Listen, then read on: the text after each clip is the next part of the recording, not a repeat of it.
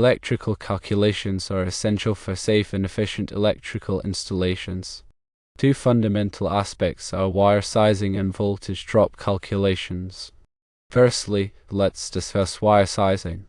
The primary goal of wire sizing is to select a conductor with sufficient ampacity to carry the intended load current without overheating, while also providing adequate mechanical strength.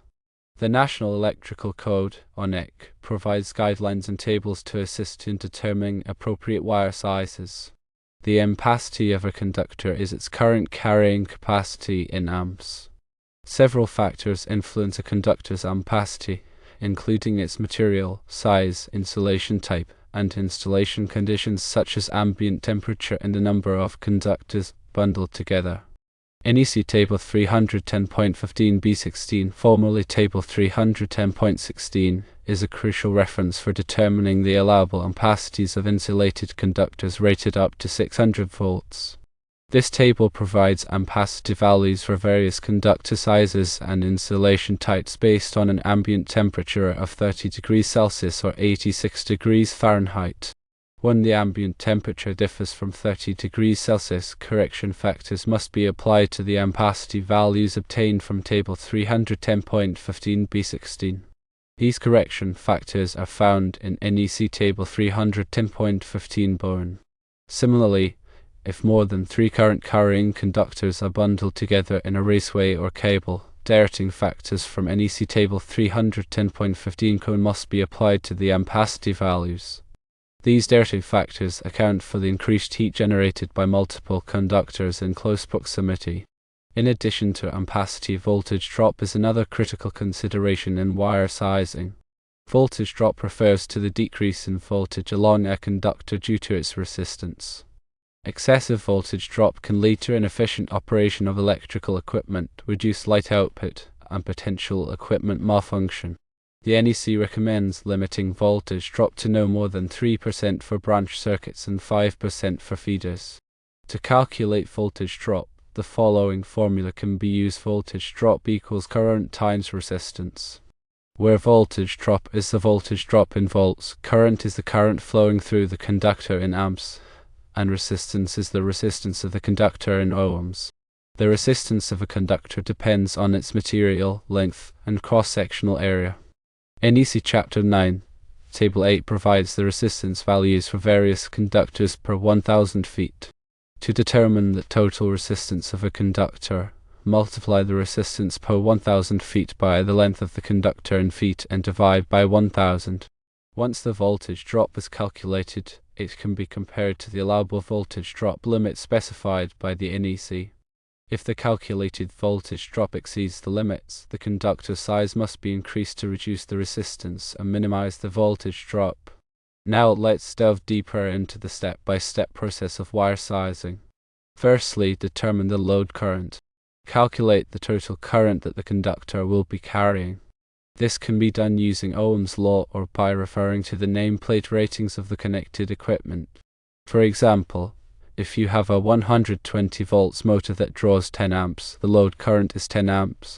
Secondly, apply any applicable correction and directing factors. Adjust the allowable ampacity of the conductor based on the ambient temperature and the number of conductors bundled together. Use NEC Tables 310.15b and 310.15c to determine the appropriate correction and directing factors. For example, if the ambient temperature is 40 degrees Celsius and there are 4 current carrying conductors in a raceway, you would need to apply both temperature correction and directing factors. Thirdly, select a conductor size.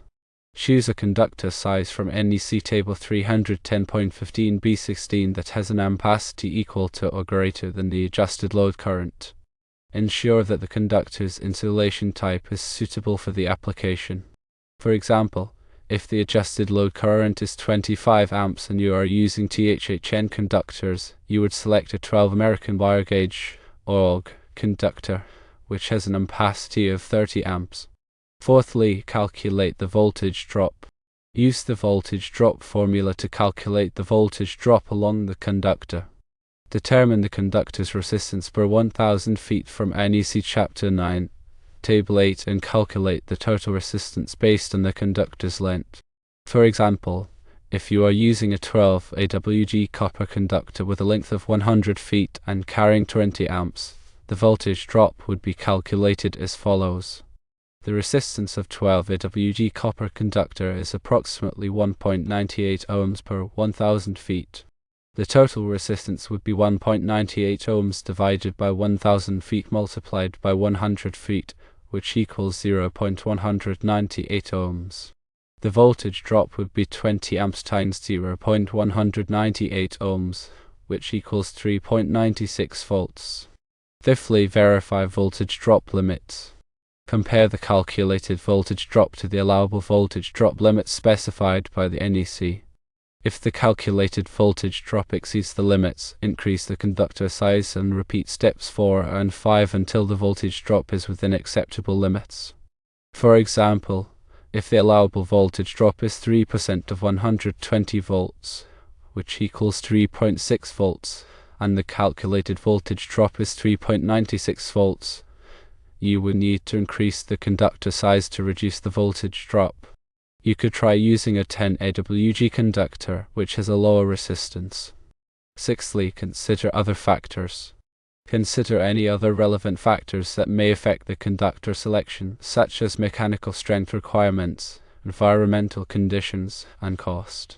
Ensure that the selected conductor is suitable for the intended application.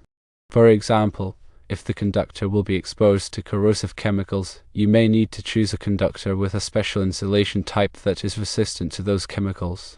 Here's an example calculation. Suppose we have a 240 volt single-phase circuit supplying a load of 20 amps located 150 feet from the source. We want to determine the appropriate size THHN copper conductor to use, limiting the voltage drop to 3%. Firstly, determine the load current, which is given as 20 amps. Secondly, apply correction and directing factors.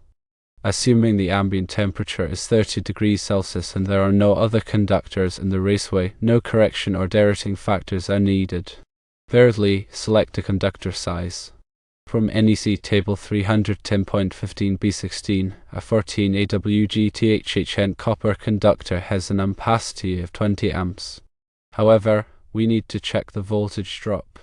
Fourthly, calculate the voltage drop. From NEC Chapter 9, Table 8, the resistance of a 14 AWG copper conductor is 3.14 ohms per 1000 feet. The total resistance for the 300-foot circuit, 150 feet each way, is 3.14 ohms divided by 1000 feet multiplied by 300 feet, which equals 0.942 ohms. The voltage drop is current times resistance, or 20 amps times 0.942 ohms, which equals 18.84 volts. Fifthly, verify voltage drop limits. The allowable voltage drop is 3% of 240 volts, which equals 7.2 volts. Since the calculated voltage drop of 18.84 volts exceeds the allowable limit, we need to increase the conductor size. Let's try a 10 AWG conductor. The resistance of a 10 AWG copper conductor is 0.999 ohms per 1000 feet.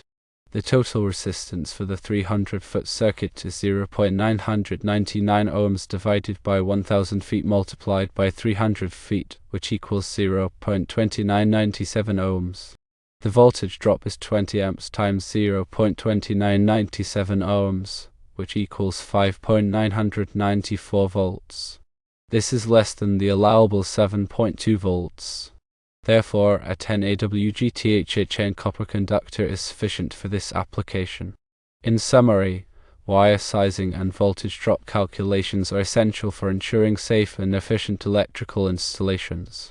By following the guidelines and tables provided in the NEC and using the appropriate formulas, you can select conductors that are adequately sized to carry the intended load current without overheating and that minimize voltage drop to acceptable levels. Remember to always consult the latest edition of the NEC and seek guidance from qualified electrical professionals when performing electrical calculations and installations.